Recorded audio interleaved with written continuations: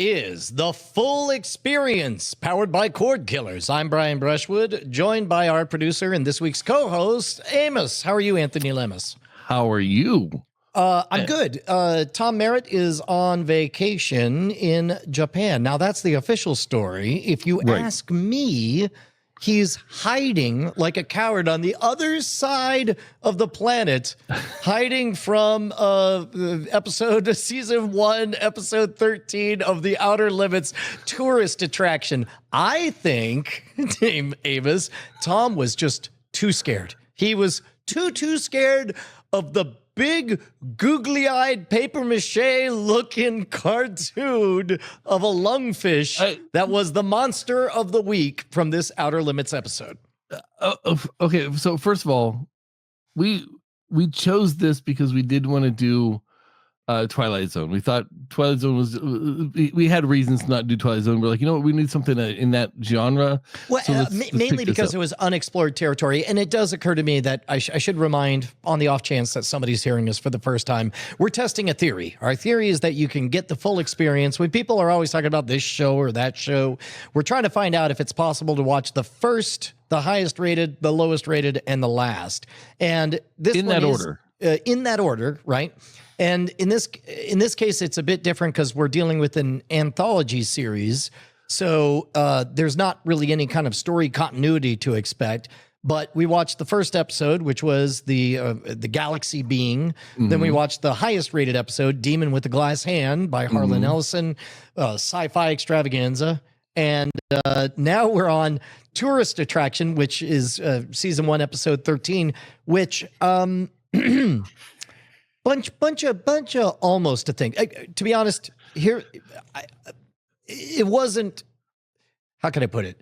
I didn't expect a lot from a straight up Creature from the Black Lagoon, Monster of the Week story. Mm-hmm. There was a little bit of intrigue hinted at. I thought it was interesting that it took place in an emerging dictatorship in Central South America. There was some light environmental themes and Western expansionist themes. Yeah. I was mainly all in for the megalomaniacal nature of the scientist character who finds the most ridiculously cartoon. What a tragedy that the reason this is the lowest rated has to just be them big, dumb, googly eyes. If they had just made the eyes, that scary all black, I think it wouldn't have been as disliked as it was. Well, if you give it eyes that are that big and then also say, oh, by the way, it's blind. Right. Okay. And I understand. They're like, I'm expecting a Ben Stein to start advertising Clear Eyes. Right. But okay. So Brian, I'm just going to come out with it. I hated this episode. I hated it. I hated it so much I began to hate watching up. Now I did the salami technique. I only watched it like 3 minutes at a time. I watched 3 minutes and then I decided to go check on some computer stuff because I was installing drivers on a new computer. Then I came back and I watched 5 minutes, long enough to notice how fashion is cyclical. And how like the scuba gear, I'm like, wow, that's really fashionable for 1962.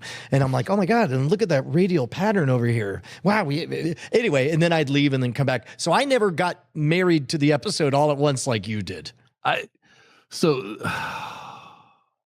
There's so many things, so many little things wrong with this episode, just logically and script wise, that it's almost not worth my time to get into it. But let's just say that the big bug-eyed creature being blind and then having sonar as a way to find things, but then being able to find things outside of water. Look, I fell asleep watching this episode twice, rewound it to where I fell asleep and continued playing it. My wife was sitting next to me in the same room, didn't realize I'd rewound it. Oh yeah.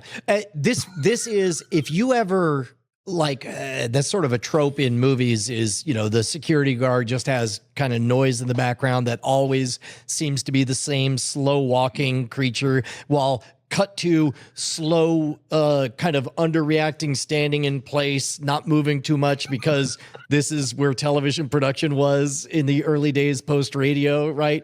Maybe they'd waggle a finger. They wouldn't actually wave hands or anything, but just waggle fingers and look either annoyed or shocked or what have you. As an artifact of that kind of storytelling, it was a fine canonical example.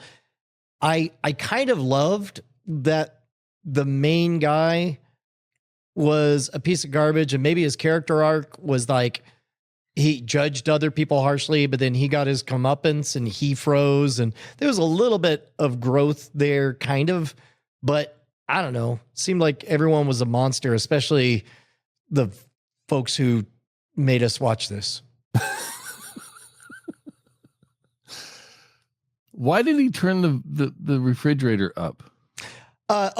Because 5 seconds earlier, they said, come over here. Listen, a very important plot point. Whatever you do, do not touch this. It has to stay very cold. Very, very. Oh, you got it, boss. Yes, I am a famous scientist. Okay. Very cold. Too hot, bad. Too cold, bad. Never touch.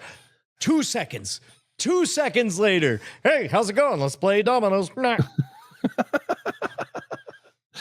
It was why did the creature, the god statue, didn't have legs? The creature in the water didn't have legs, but they cut to him, the creature jumping off the table. It has legs and then never has legs again.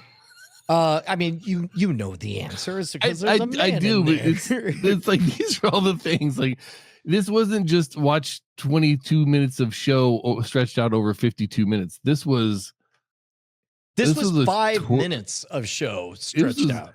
This was a Nickelodeon, like you can't do that on television skit that was stretched into 52 minutes is what this was. Yes. And now, I don't know. It'd be interesting to, God, what I'd give for, you know what? We won't get a time machine, but what I'd give to interview an LLM based on the producers of this and say, explain this.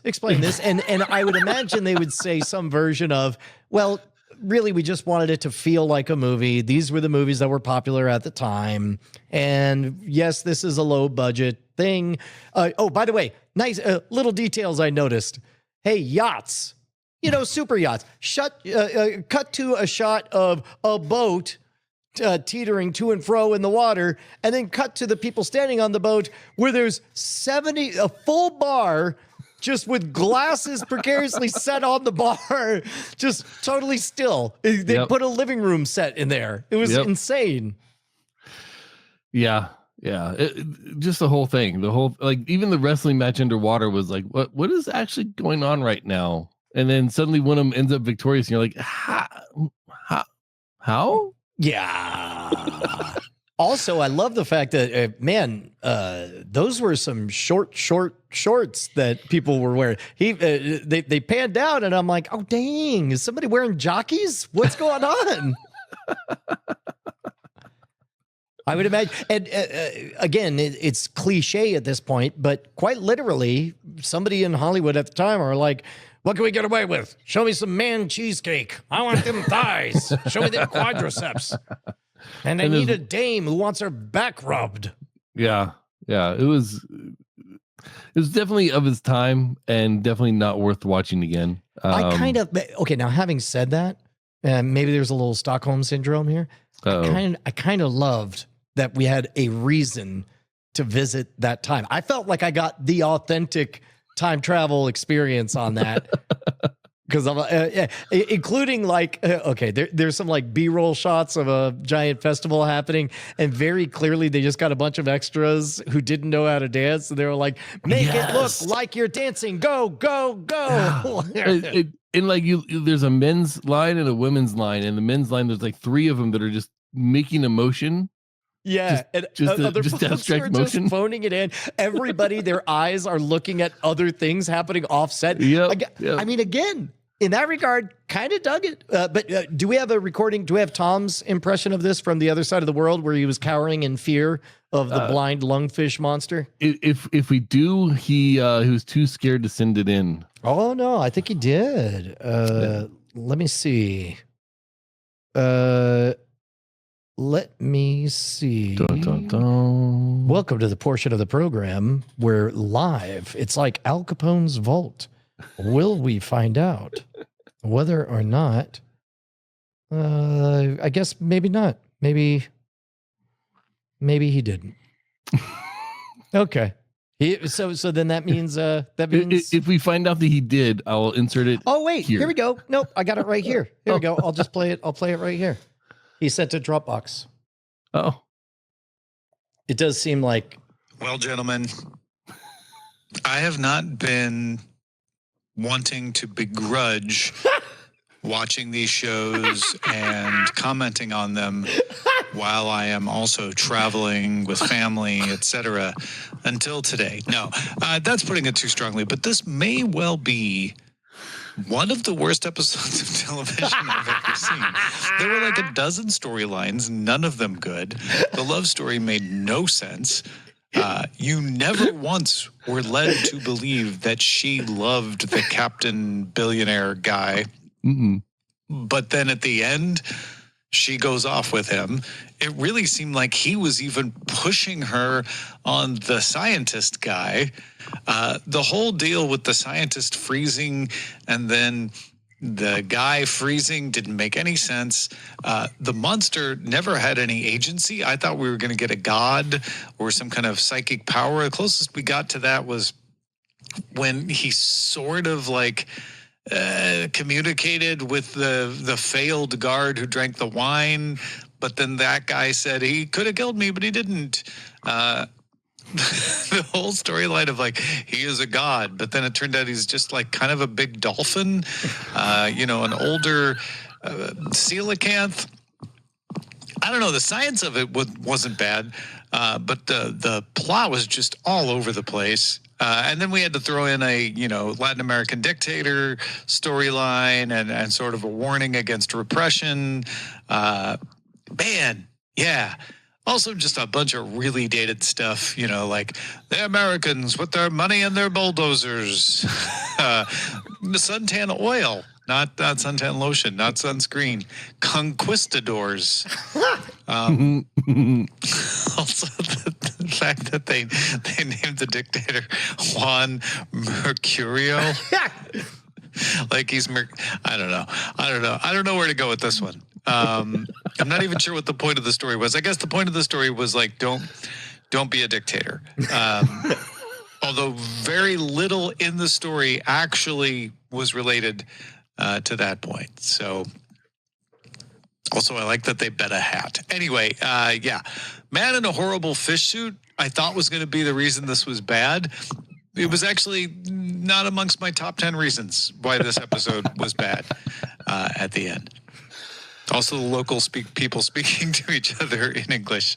Just anyway, I don't know maybe you guys loved it. I don't know. I have no idea. But for this one, wow, not a fan. Not a fan at all. Definitely deserves to be the lowest episode in the ranking. Thanks, y'all. I'll be back and back on the show soon. Looking forward to it. Take care. All right. Thank you for the missive, Tom Merritt. May you hide from the tourist attraction. How dare he come in here and refute all the things we said? Yeah. That is kind of a fun game as we lock everything in and then we get to open the scroll and find out how close we were. Mm-hmm, mm-hmm. Meanwhile, we got our very last episode that we're going to check out. That's episode 17 from season 2, The Probe. The last episode of The Outer Limits. That will be, and then after that, we start the full experience on Moonlighting. Mm-hmm. But in the meantime, I guess that's it for this episode. I gotta tell you, Brian, like I've never been happier to end a full experience than I am. You haven't liked any of these. This is no. I mean, no, also you've only watched 2 out of the 3. Two and a half out of the 3. And you picked the wrong one to tap out or to watch all of. You double watched it. Yeah. All right. Let's get out of here. We'll see you guys next week.